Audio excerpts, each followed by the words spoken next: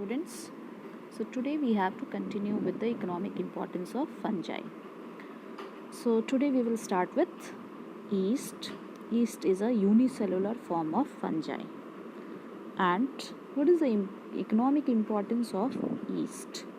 First of all, we have to understand about alcoholic fermentation.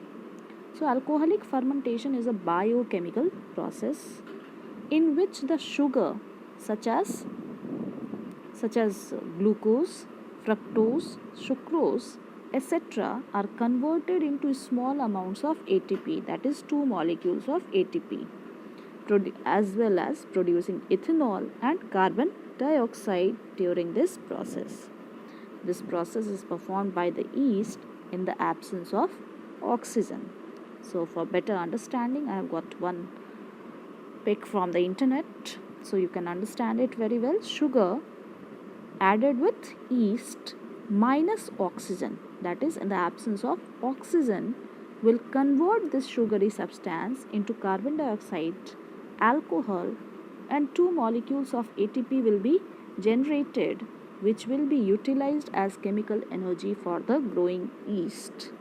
Okay, this carbon dioxide is very useful for the baking industry, and this alcohol is useful for the wine and beverage industry.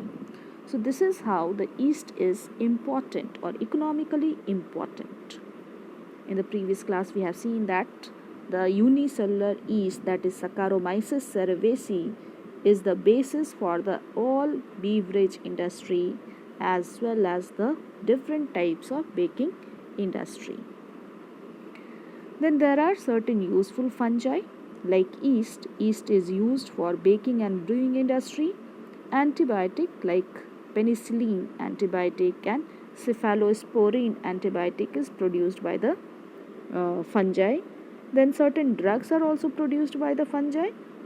Many organic acids are commercially produced with the help of fungi, like citric acid in Coke is produced by Aspergillus. Aspergillus is a type of fungi. Steroids and hormones, such pills is also produced by the help of the fungi. Then stinky cheese like blue cheese is produced by Roquefort and Camembert. But for your syllabus and exam, these two are only important and one for Aspergillus. So these 3 points you should remember only. Then there are certain fungi which are harmful to us.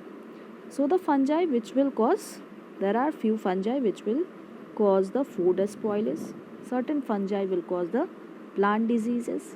Certain fungi will cause the animal diseases like ringworm, athlete's foot, thrush, lung infection, yeast infections. Then certain fungi like the molds will destroy the leather, fabrics and plastics. So this is all for today. Next class we will start with the role of fungi in the field of industry.